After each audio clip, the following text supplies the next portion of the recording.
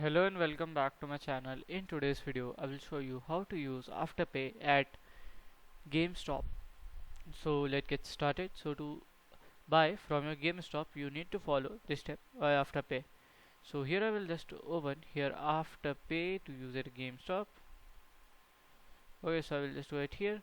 So at here I can see we have our shop, our game shop. Okay, in our all gift cards in our here as our uh, Afterpay tool. So this is how we can just do it. So you can just buy it from here. If you want to buy, you can buy from the other sites also. So it's a good site. You can order this. If you order this, you will get like a discounted thing. Okay, so this is how we can just buy the game shop or use at the game shop card. So if you find this video helpful, make sure you like, subscribe and share the video. Thank you for watching.